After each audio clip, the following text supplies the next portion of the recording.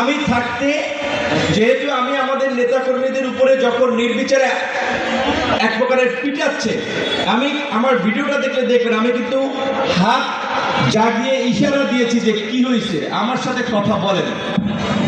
কারণ হচ্ছে আমি যদি কথা একটা পরিষ্কারভাবে বলতে চাই, কারণ এগুলো তো ডকুমেন্ট থাকে, গুগলে ইউটিউবে নিউজ হয়, যেভাবে গণমাধ্যমের ভাই বোনেরা নিউজ করতেছেন, একটু অনুরোধ করবো একটু সংশোধন করে নেবেন।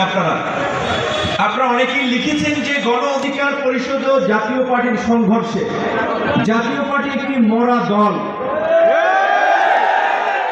এটা একটা ধ্বজভঙ্গ পার্টি, এটা পরগাছা, এটা গণ অধিকার পরিষদের প্রতিদ্বন্দ্বী নয়, এরা সুবিধাভোগী, এরা ভারতের দালাল।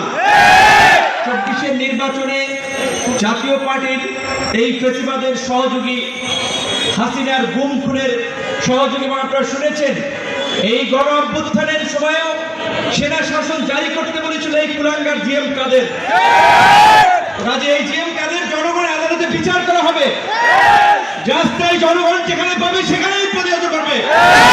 জিএম কাদের কিংবা জাতীয় পার্টির সাথে গণ অধিকার পরিষদের কিসের তুলনা? গণ অধিকার পরিষদ ফেসিবাদের বিরুদ্ধে রাজপথে লড়াই সংগ্রাম করে জন্ম নিয়েছে। কোন এজেন্সির প্রেসক্রিপশনে ভারতের দয়া দাক্ষিণ্যে তৈরি হয় নাই। কাজেই গণ অধিকার পরিষদের মতো একটা বিপ্লবীদের দলকে ওই পরগাছা ফাঁসিবাদের সুবিধাভোগী দালালদের মুখোমুখি করা যাবে না।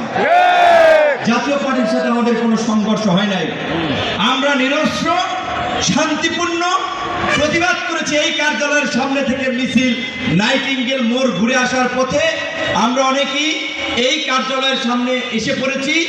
লোক অনেক ছিল পেছনে, ওই জাতীয় পার্টির কার্যালয় অনেকে বলে, কিন্তু ওইটা কিন্তু ঈসা আলম সাহেবের ভবন, ওইটা জাতীয় পার্টির কার্যালয় না। আশা করি আইন শৃঙ্খলা বাহিনী বা পুলিশ, যারা বাংলাদেশ ব্যাংক যারা ঈসা আলমের প্রপার্টি ক্রোক করেছে, ভবন তারা ক্রোক করবে, এটা জাতীয় পার্টির এই কার্যালয় দখল করে এই নৈরাজ্য তৈরি করতে দেওয়া যাবে না জুলাইয়ের পরে।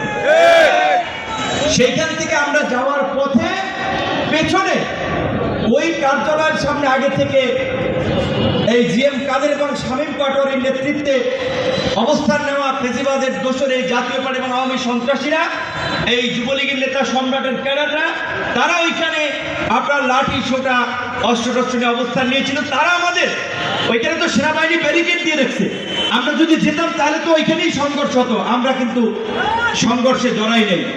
যাওয়ার পথে আমাদের ওই দিক থেকে ইটপাটকেল নিক্ষেপ করেছে, ওইখানে কিছু নেতা কর্মীর সাথে এইখানে কথাবার্তা তর্কাতর্কি হয়েছে, প্রশাসন মাঝখানে ছিল, ওইভাবে ঝামেলা হয় নাই। আমরা এখানে চলে আসছিলাম। আমরা এখানে সংবাদ সম্মেলনে এই ডায়াসটার সামনে দাঁড়িয়ে কথা বলার জন্য প্রস্তুতি নিয়েছিলাম। আমি, রাশেদ খান, অন্যান্য নেতৃবৃন্দ।